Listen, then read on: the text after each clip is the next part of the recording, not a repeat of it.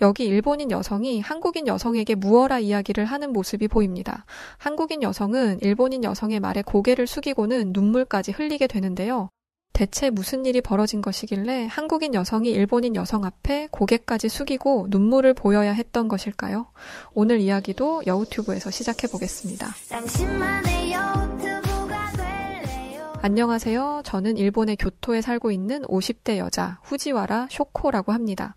저희 후지와라 가문은 이 지역의 유지이자 예전부터 걸출한 인물들을 배출한 뼈대 있는 귀족 집안이에요. 저는 이 집안에 시집와서 아들 타케시를 낳았고 후지와라 가문의 대를 이은 것에 큰 자긍심을 느끼며 살아왔습니다. 저희 조상들이 그랬듯 제 아들도 이 땅에 뿌리 내리며 행복하게 살아갈 것이라 믿어 의심치 않았죠. 아들 타케시는 저의 믿음에 보답이라도 하듯 외모도 준수하고 성격도 반듯한 어른으로 자라났습니다. 저는 이제 아들에게 걸맞는 명문가 출신의 참한 아가씨만 찾아주면 되겠다고 생각했어요. 아들이 결혼을 하고 나면 아들과 꼭 닮은 손주들이 태어날 테고 그 아이들은 또 얼마나 귀여울까? 그런 생각에 저는 한껏 기대에 부풀어 있었습니다. 그런데 그런 제 기대는 단 한순간에 산산조각 나고 말았답니다. 저에게 어떤 일이 있었냐고요? 아니 글쎄 제 아들이 결혼할 여자로 죽기보다 싫은 한국 여자를 데리고 와서였습니다. 일본인 평민 아가씨를 데려와도 반대를 할 참인데 한국인이라니요? 당연히 저희 집안은 발칵 뒤집혔죠. 저는 아들에게 쓸데없이 한국 여자를 데려왔냐며 저 여자는 너와 급이 맞지 않는다고 했고 엄마가 명문가에서 잘 자란 아가씨를 소개해 줄 테니 저 한국인 여자는 하루라도 빨리 얼른 정리하라고 했어요. 하지만 아들은 저 한국인 여자를 너무 사랑한다며 다른 여자와 결혼할 바에는 평생을 독신으로 살겠다는 어처구니 없는 행동을 했고 말도 안 되는 고집을 부리기 시작하더라고요. 아들 타케시는 꼭 뭐에 홀린 사람처럼 한국 여자와 결혼을 하고 한국에 가서 살겠다는 말만 앵무새처럼 늘어놓았죠. 정말 속에서 열불이 터졌습니다. 뻔했을 거라고 생각했어요. 저 여우 같은 한국인 여자가 요사스러운 말로 우리 아들을 세뇌시킨 것이라 100% 확신했습니다. 여우가 뭐 어쨌다고 저러죠. 결국 저는 아들을 설득하는 것은 포기하고 아들을 홀린 저 원수 같은 한국 여자를 만나 단판을 짓기로 했답니다. 얼마 후 저는 그 여자를 아들 몰래 따로 불러냈어요. 천박한 한국인 여자의 이야기를 들어보니 그 여자는 이제 대학교 졸업반으로 한의학인지 뭔지를 배우고 있다고 하더군요. 졸업을 앞두고 일본 여행을 왔다가 아들과 눈이 맞은 것이었고요. 더 들어볼 필요도 없이 저는 불쾌한 표정을 숨기지 않고 불편한 표정을 고스란히 드러내며 다 필요 없으니 당장 우리 아들과 헤어지라고 말했습니다. 원하는 게 돈이라면 위로금으로 돈도 얼마 주겠다면서요. 한국이란 나라는 우리 위대한 일본 제국 아래서 거의 우리가 일으켜 세워준 나라인데 그런 나라에서 태어난 여자가 당연히 돈을 준다고 하면 냉큼 받고 사라질 거라고 생각했습니다. 그런데 거지 근성을 가진 것으로 유명한 한국인답게 그 여자는 한 수를 더 보고 저의 제안을 거절하더군요. 위로금 얼마 받고 떨어져 나가는 것보다 우리 아들을 붙잡고 늘어지는 것이 훨씬 이득이라는 것을 알았기 때문이었겠죠. 생각이 너무 교활하기 짝이 없었습니다. 안 그래도 한국이 싫고 아들을 홀린 이 한국인 여자에게 좋은 감정이 없던 저는 정말이지 치가 떨리게 그 여자가 더 싫어지기 시작했어요. 한국인들이 뻔뻔하다는 것은 소문으로 들어 익히 알고 있었지만 세상에 언감생심 어떻게 감히 대일본 제국의 국적을 가진 우리 아들과 결혼을 할 생각을 할 수 있을까요? 사람이라면 자기 분수를 알아야 하는 건데 기껏 잘 살 수 있게 키워줬더니 이러니 올챙이 시절 모르고 한국인들은 참 주제 파악을 하지 못한다는 이야기가 나오는 거겠죠. 어쨌든 저는 마지막으로 한 가지만 묻겠다고 했습니다. 이루어지지 않을 결혼이지만 결혼을 한 뒤에 우리 선진국인 일본이 아닌 고작 한국에 가서 살겠다는 것은 누구의 결정인가요? 당신인가요? 그러자 그 한국 여자는 절대 아니라고 펄쩍 뛰더군요. 오히려 자신은 결혼을 한 뒤 일본에 살아도 상관없지만 한국에 가서 살고 싶어 하는 것은 우리 아들이라면서 새빨간 거짓말을 늘어놓았어요. 어쩜 얼굴색 하나 변하지 않고 저런 거짓말을 잘하는지 전 속으로 이렇게 생각했죠. 역시 TV에서 보던 대로 한국인들은 은인도 모르는 편협하고 교활한 거짓말쟁이구나 라는 생각과 함께 이러니 순진한 우리 아들이 넘어갔다 생각했어요. 저는 그 여자에게 그렇게 필사적으로 거짓말할 필요 없다고 말했습니다. 이미 무슨 생각인지 다 알고 있다고 말했죠. 당신이 우월한 일본인 남자와 결혼해서 산다는 것이 미개한 한국에서는 자랑거리가 될 만하니까 한국에 있는 가족들과 친구들에게 자랑하고 싶어 우리 아들에게 한국 가서 살자고 졸랐다는 것을 다 알고 있다고 말했습니다. 그 말을 하자 그 한국 여자는 가증스럽게도 눈물을 흘리기 시작하더군요. 뻔한 스토리였습니다. 이미 예측했죠. 자신은 정말 진심으로 우리 아들을 사랑한다면서 우는 모습은 더 꼴보기 싫을 뿐이었습니다. 그런데 그때였어요. 어떻게 알게 된 것인지 이곳에 아들 타케시가 나타났고 아들은 저 뱀 같은 한국 여자가 울고 있는 모습을 보고는 저에게 불같이 화를 내기 시작하더군요. 어머니 정말 실망이에요. 어차피 저는 성인이고 어머니가 반대하셔도 전 반드시 이 여자와 결혼할 겁니다. 아들은 그 말을 끝으로 그 여자를 데리고 나가버렸고 저는 저 교활한 한국 여자가 우리 아들을 홀려도 아주 단단히 홀렸다는 것을 다시 한번 깨닫게 되었죠. 전 제게 이런 일이 일어날 줄은 정말 꿈에도 생각하지 못했어요. 예전부터 한국인들 중에는 사기꾼도 많고 거짓말쟁이들도 많다는 소문을 들어오기는 했지만 그 피해자가 제가 될 줄이야. 정말이지 하늘이 노래지는 기분이었죠. 저는 너무 답답한 마음에 우익단체인 니혼노 우요쿠단 타이를 함께하고 있는 친구에게 전화를 걸어 이 끔찍한 상황에 대해 털어놓았어요. 그러자 제 친구는 저와 제 아들이 참 불쌍하다며 어쩌다 한국인과 엮이게 되었냐고 하더군요. 그러면서 한국인들은 우리 일본에게 열등감과 피해의식을 가진 이상한 사람들이라며 조심해야 한다고 경고해 주었어요. 그러면서 다음 주에 있을 우익단체 행동에 빠지지 말고 참가하라고 했습니다. 여기에 더해 아직도 위안부 문제나 식민지 시대 때 일어난 지난 과거 일들을 가지고 우리 일본을 물고 늘어지는 것을 보면 알지 않냐면서 답답해했죠. 그 얘기를 듣는 순간 저는 아들을 다시 한번 설득해보아야겠다고 다짐했죠. 이대로 우리 아들 타케시의 인생이 시궁창에 처박혀 꼬꾸라지게 둘 수는 없었습니다. 엄마니까요. 그래서 아들에게 찾아가 말했어요. 타케시, 제발 다시 생각해보렴. 왜 하필 한국같이 가난하고 열등한 나라에 가서 살겠다는 거니? 한국인들은 순진하고 착한 우리 일본인들과는 질적으로 다른 사람들이라고. 엄마가 매주 단체에서 운동하는 거 못 봤어? 저는 진심을 다해 아들을 말리고 설득했습니다. 하지만 아들은 이미 눈과 귀를 모두 멀어버린 극악의 상태였습니다. 제가 무슨 말을 해도 어머니 세상은 변했어요. 제발 현실을 똑바로 보세요. 라는 말만 하며 제 말을 귓등으로도 듣지 않았어요. 그렇게 아들과 저의 불편한 대립은 몇 주간 계속되었고 결국 백기를 든 것은 저였죠. 아들이 제게 최후 통첩을 날렸거든요. 만약 계속 이 결혼을 반대한다면 부모님 없이 결혼식을 치르겠다고요. 저는 정말 이 말도 안 되는 결혼을 받아들이기 어려웠지만 아들을 위해서 한 발 물러나 주기로 했습니다. 얼마 뒤 결국 아들은 한국인 여자와 결혼식을 올렸고 저는 차마 올라가지 않는 입꼬리를 간신히 올리며 아들의 결혼식을 지켜보아야 했답니다. 제가 할 수 있는 거라고 아들의 옆에서 가증스러운 웃음을 짓고 있는 한국 여자를 속으로 저주하는 것밖에는 없었어요. 저는 순진한 제 아들을 꼬신 저 불녀시 같은 한국 여자가 너무 미웠습니다. 왜 하필이면 한국은 우리 일본의 옆에 붙어 있어서 이렇게 우리 일본에게 피해만 주는 것인지 정말이지 한국은 빈대 같은 나라라는 생각이 들었어요. 할 수만 있다면 한국이라는 나라를 똑 떼다가 일본과 아주 먼 곳으로 보내버리고 싶었죠. 하지만 그건 제 바람일 뿐 결국 아들은 그 끔찍한 한국 여자와 함께 한국으로 떠나고 말았어요. 쥐면 꺼질까? 바람이 불면 날아갈까? 애지중지 소중하게 키운 우리 아들이 고작 저런 하등한 여자의 짝이 되었다는 현실에 저는 참을 수 없는 괴로움을 느꼈답니다. 그날 이후 저는 밥도 먹을 수 없었고 잠도 제대로 잘 수 없었습니다. 들어보니 아들 부부는 그동안 모았던 아들의 종잣돈으로 한국의 작은 아파트에서 월세로 시작해 살 거라는데 사실 저는 그것도 마음에 들지 않았어요. 우리 아들은 평생을 커다란 주택에서 산 사람인데 한국서 월세살이라니요. 더군다나 아파트와 같은 공동주택에서 살겠다는 것이 너무 기가 막혔습니다.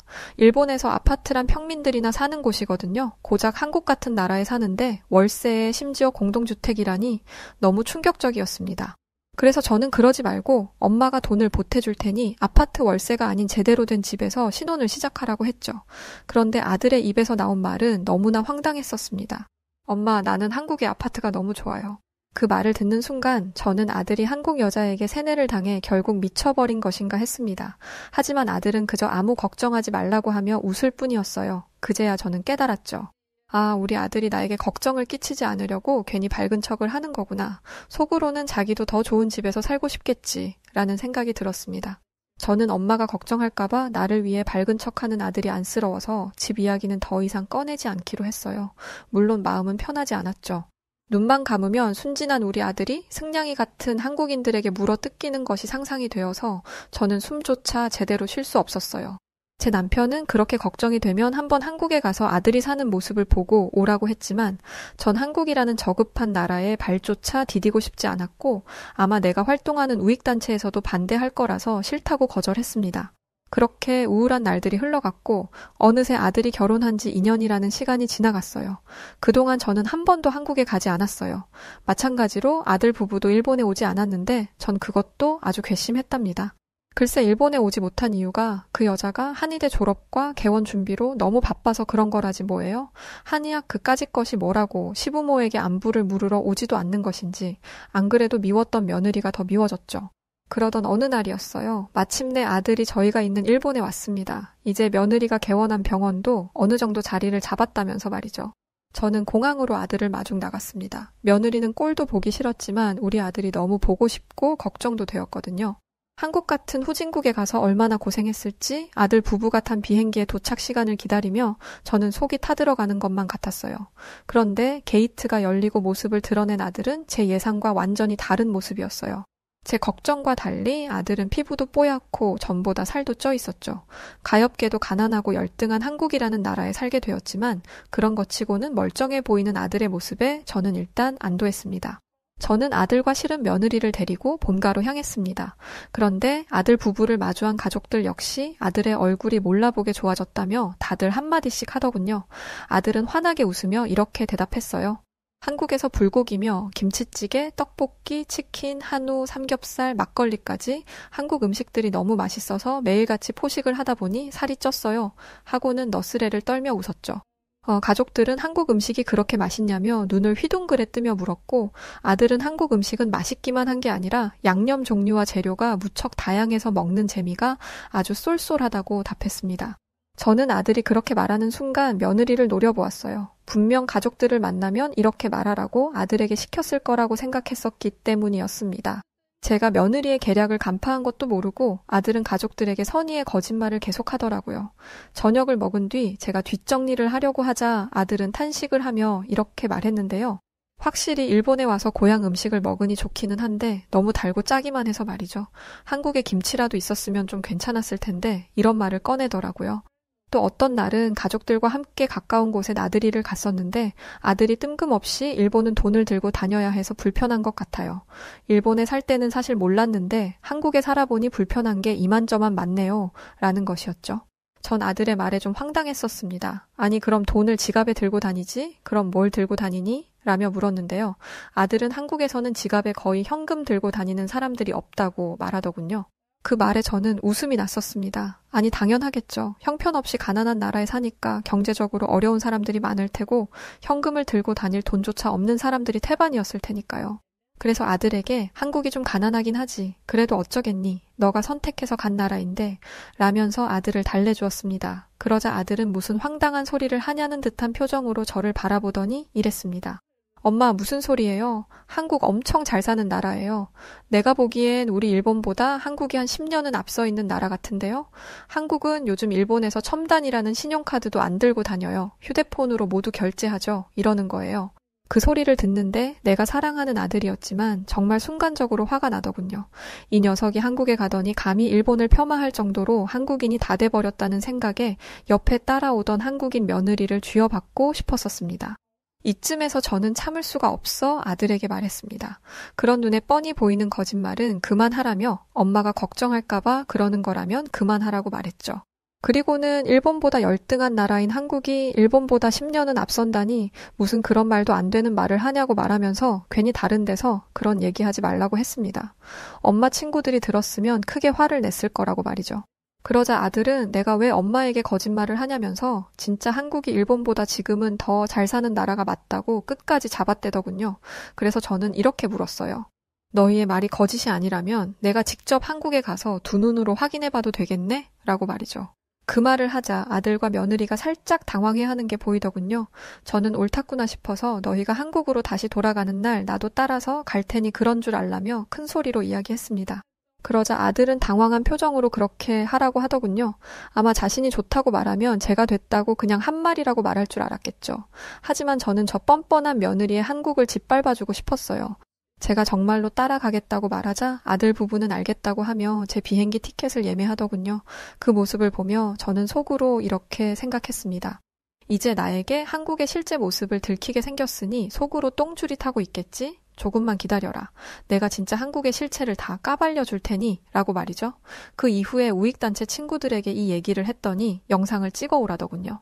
영상을 찍어오면 우리 단체에서 운영하는 유튜브에 모조리 공개해서 한국의 진짜 모습들을 우리대 일본 국민들에게 전파하자고 말이죠. 저는 그 말에 동의하고 알겠다고 말했습니다. 그렇게 며칠 뒤 저는 한국행 비행기에 몸을 싣게 되었답니다. 비행기 안에서 저는 한 가지 다짐을 했어요. 한국의 끔찍한 실체를 확인한 뒤 가능하다면 아들을 이혼시키고 다시 일본으로 데리고 오자고 말이죠. 그래서 저는 비행기에서 내리자마자 당장 너희가 산다는 월세 집으로 안내하라고 했어요. 아들이 지내고 있는 열악한 환경의 모습을 제 눈으로 확인해야 며느리를 혼내줄 수 있으니까요. 그런데 아들의 입에서 충격적인 말이 나오더군요. 세상에 글쎄 아들은 서울도 아니고 인천이라는 곳 한켠에 있는 송도라는 곳에서 살고 있다고 하더군요. 그러면서 공항과 가깝다더니 웃기까지 하더라고요. 가끔 미디어에서 한국이 나오는 걸 보면 번드르르한 곳은 모두 서울이었던 걸로 봤는데 그런 서울도 아닌 변두리 지역에 있는 곳에서 우리 아들이 살고 있다는 생각에 저는 억장이 무너지는 것만 같았습니다. 저는 아들 부부를 이혼시키겠다는 제 다짐을 다시 확고히 다지며 얼른 너희 집으로 가보자고 재촉했죠. 그렇게 저는 아들 부부와 택시를 타고 이동하기 시작했습니다. 그런데 가면 갈수록 뭔가 이상했습니다. 차창 밖으로 높이 솟은 화려한 건물들과 깨끗하게 정돈된 공원, 잘 차려입은 사람들이 보였거든요. 그래서 저는 이곳이 수도인 서울인 줄 알았어요. 저는 속으로 택시 안에서 서울을 지나쳐 가야 그 송도라는 곳이 나오는구나 싶었습니다. 그런데 앞자리에 앉아있던 아들의 입에서 뜬금없는 이야기가 흘러나왔어요.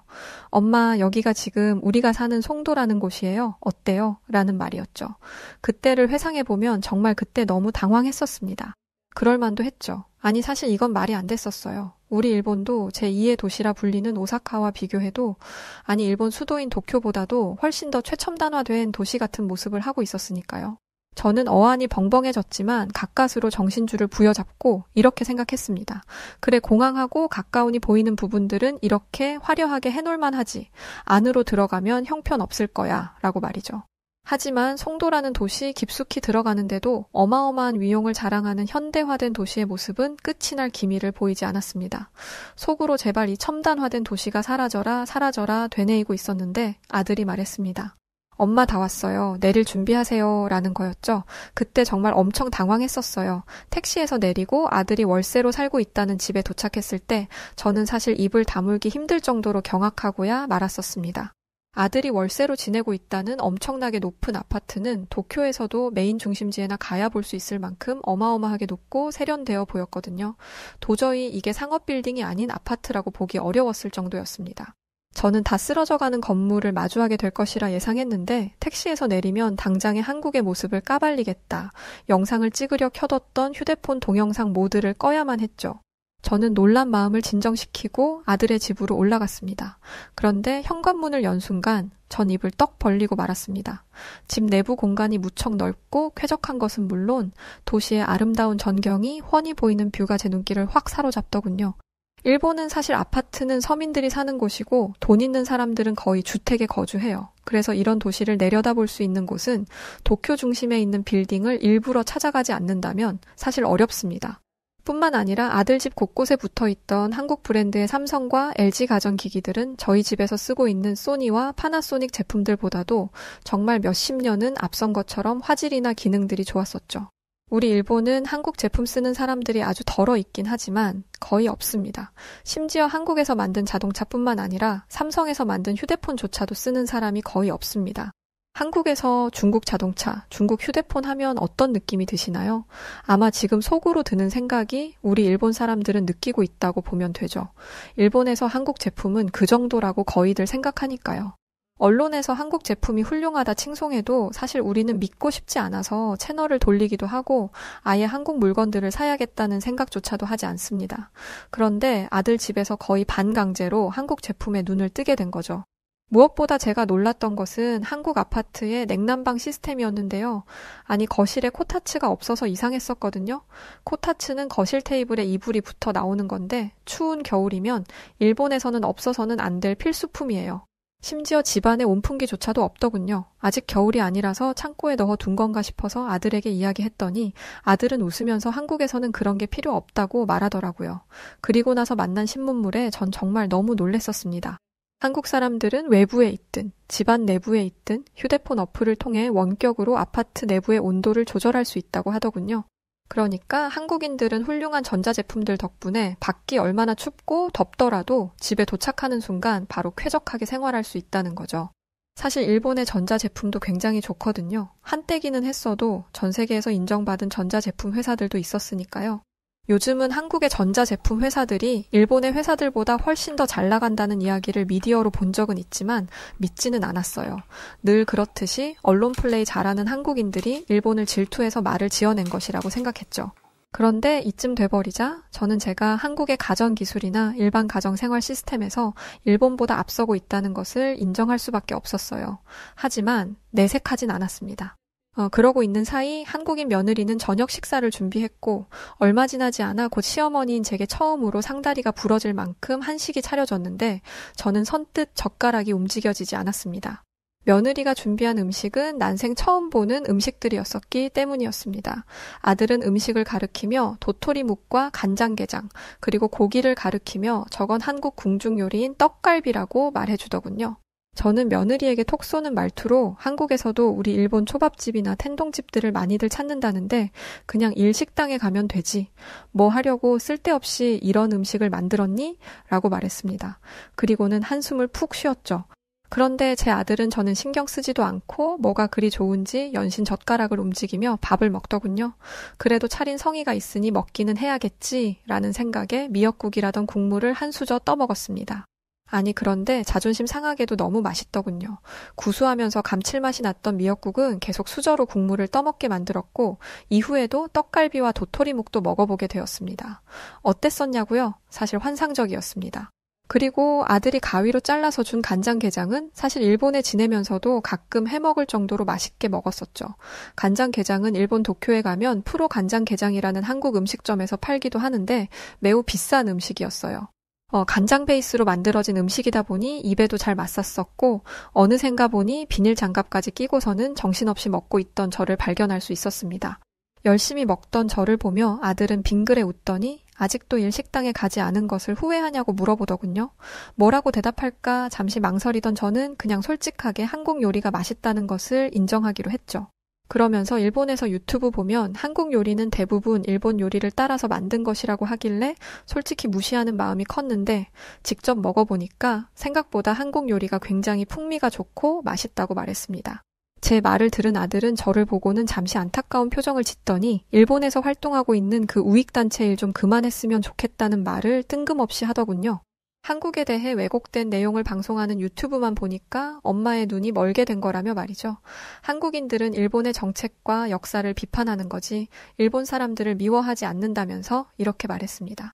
엄마가 활동하는 우익단체는 이유 없이 한국을 까내리고 비판하고 한국인들을 멸시하는 집단으로 밖에 안 보이고 심지어 일본에서도 그런 우익단체를 좋지 않는 시선으로 보는 사람들이 많은데 왜 엄마가 거기 있냐고 했죠. 그러면서 이제부터라도 엄마가 한국에 대한 왜곡된 정보들을 그대로 믿지 않았으면 좋겠고 한국에 대한 편견이 사라졌으면 좋겠다고 말했습니다. 순간 저는 머리가 복잡해졌었습니다. 제 배로 낳은 제 아들이 뭔가 멀게 느껴지기도 했고요. 그 뒤로 저는 그냥 조용히 식사를 했죠. 그런데 충격은 이후에도 계속 받을 수밖에 없었어요. 식사가 모두 끝난 뒤 저는 며느리를 도와 뒷정리를 하려고 했는데 시계를 보고 생각했죠. 설거지도 하고 음식물 쓰레기까지 정리해서 버리려면 앞으로 1시간은 더 걸리겠구나 생각했습니다. 그런데 며느리가 저에게 금방 하니까 돕지 않으셔도 된다고 하더군요. 그때 아들이 다가와서는 한국에서는 아무것도 할 필요가 없다면서 아들은 말로 설명하기보다 직접 보여주겠다며 제 손을 잡고는 주방으로 향했습니다. 그리고는 음식물 쓰레기를 자동으로 빨아들이는 시설을 보여주었어요. 거기에 음식물 쓰레기를 넣으면 바로 지하의 처리 시설까지 이동을 한다고 하더군요. 저는 너무 놀라 입이 다물어지지 않았어요. 일본에서는 쓰레기 봉투에 음식물 쓰레기를 버리거든요. 그러면 번거로운 것은 물론 어쩔 수 없이 악취가 나고 벌레가 꼬이게 되는데 한국은 이렇게나 편리하게 음식물 쓰레기를 처리하고 있었다니 정말 충격적이었어요. 제가 충격을 받은 사이 음식물 쓰레기를 모두 버린 아들은 이번에는 그릇을 식기세척기로 옮기더군요. 세련된 디자인의 식기세척기는 버튼 한 번을 누르자 소음도 없이 작동하기 시작했고 그걸로 모든 뒷정리는 끝이었어요. 1시간을 예상했던 뒷정리는 5분도 되지 않아 끝나버렸죠. 그 순간 제 기분이 어땠는 줄 아세요? 저는 마치 시골촌 동네의 아낙네가 된 기분이었습니다. 화려하고 세련된 이 미래 도시에서 저 혼자만 도태된 우물안 개구리 같다는 생각도 들었죠. 그러면서 아들을 걱정하며 보낸 저의 지난 2년을 떠올려 보았는데 창피함에 몸둘 바를 모르겠더군요. 대체 저는 지난 2년간 무슨 쓸데없는 오해와 걱정을 한 것일까요?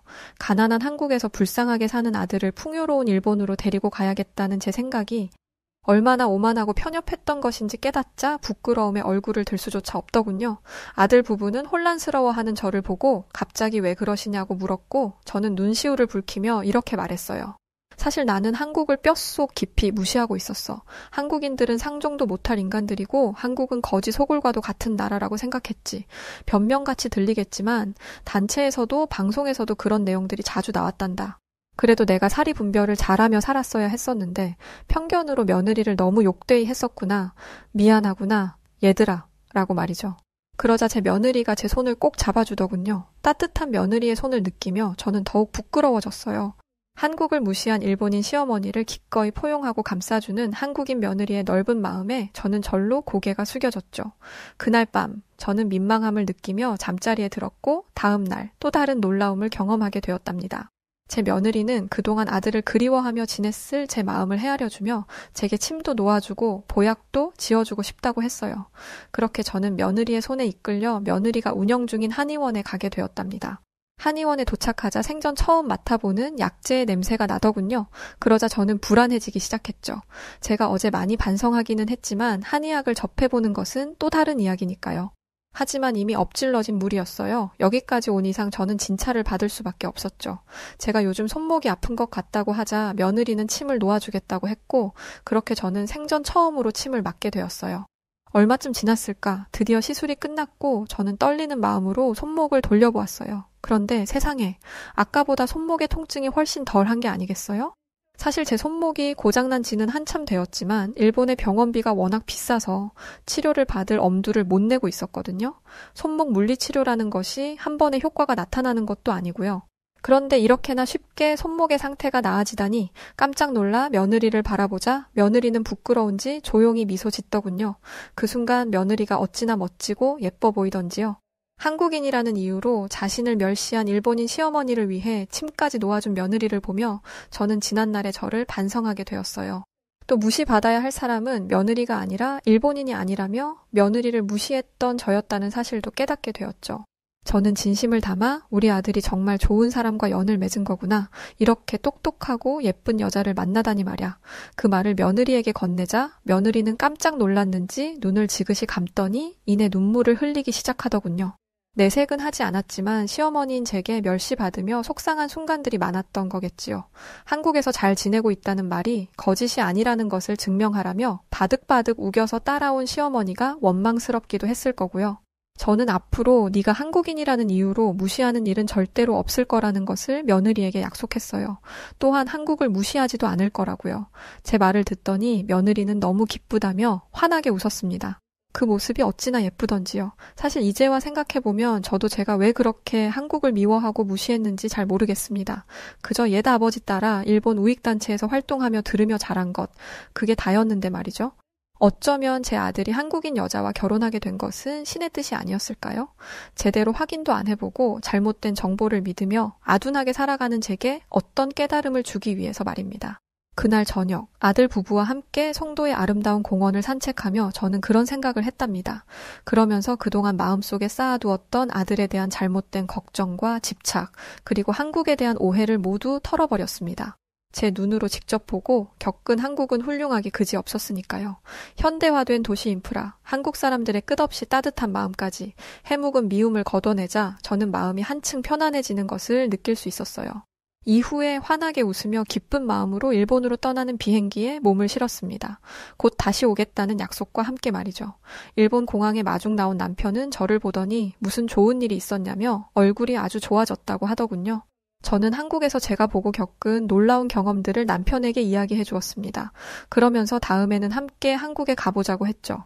남편은 대체 한국에서 무슨 일이 있었길래 한국의 팬이 되었냐며 깜짝 놀라더군요. 저는 그게 궁금하면 빠른 시일 내에 한국에 같이 가자고, 그러면 당신도 나처럼 한국의 팬이 될 거라고 했답니다. 무슨 말을 하는 것인지 모르겠다는 표정을 짓는 남편을 보며 저는 장난스럽게 이렇게 말했어요. 다음에 한국에 가게 되면 우리 올 때는 한국 삼성에서 만든 식기세척기는 꼭 하나 사와야 한다고 말이죠. 그랬더니 남편은 일본에서 소니 제품을 사준다고 하길래 저는 단호하게 안 된다고 거절했죠. 제 마음 같기만 하다면야 일본의 저희 집 가전들을 모조리 바꾸고 싶었지만 그건 참아야겠죠? 그래서 요즘 저는 어떻게 지내냐고요? 저는 일본에서 활동하던 우익단체에서 탈퇴했습니다. 탈퇴하면서 엄청 욕도 먹고 손가락질도 당했었지만 단호하게 활동을 중단하겠다 선언했고 거기서 만난 친구들과도 안 만납니다. 그랬더니 그동안 일본에서 볼 수 없었던 한국의 감춰진 모습들이 보이기 시작하더군요. 제가 우익단체 활동을 한 터에 유튜브 알고리즘도 계속 안 좋은 모습들의 영상만 나왔던 거였죠. 단체에 소속된 사람들은 한국 음식점에도 가는 것이 금지되었었는데 탈퇴 이후 일본에 퍼져 있는 한국의 문화와 식당들을 만나보니 정말 대단했습니다. 또한 많은 일본 국민들이 그런 한국을 싫어하지도 않더군요. 일부 우익단체에서 활동하는 사람들과 옛날 생각에 빠져있는 일부 사람들을 빼면 일본의 많은 젊은이들은 한국을 친구처럼 생각할 만큼 좋아했습니다. 심지어 한국어를 배우기 위해 노력하는 학생들도 있었으니까요. 한국에 있는 아들 집에 방문했던 그날 이후로 저는 정말 완전하게 다른 삶을 일본에서 살고 있습니다. 극도로 싫어했던 것이 오해가 깨져버리니 지금은 거의 사랑하게 될 정도로 한국을 좋아하고 있습니다. 이후로 한국을 남편과 수시로 왔다 갔다 하면서 이제는 아들과 며느리를 만나는 게 아니더라도 남편과 한국에서 한 달 살기식으로도 다녀가곤 한답니다. 가끔 이런 생각도 들어요. 만약 우리 아들이 한국인 여자를 아내로 만나지 않았다면 지금 나는 어떤 삶을 살고 있을까 하는 생각 말이죠. 솔직히 이야기하면 그런 상상만 해도 소름이 끼칠 만큼 싫게 느껴집니다. 그래서 지금 엄청 감사하며 살고 있죠. 평생을 모르고 죽는 날까지 살았을지도 몰랐던 지난 날들이 후회될 뿐입니다. 언젠가 저도 세상을 떠나 돌아가신 아버지를 저 세상에서 만나게 될 텐데 아버지께도 저의 지난 삶을 이야기하며 오해를 풀어드릴 겁니다. 네, 오늘 사연은 여기까지입니다. 심각하죠. 일본의 혐한 우익단체들의 행동은 말이죠. 그래도 다행히 그곳에서 빠져나와 오해를 풀게 되었다고 하니까 정말 다행이라고 생각합니다. 자, 오늘 사연 어떻게 들으셨나요? 사연이 재밌으셨다면 구독과 좋아요, 알림 설정 부탁드립니다. 그리고 저는 사연을 전달해드리는 여우튜브 송은지였습니다. 그럼 더 좋은 영상으로 찾아뵐 것을 약속드리면서 이만 물러갈게요. 끝까지 시청해주신 우리 구독자분들 너무 고맙습니다. 감사합니다. 당신만의 여우튜브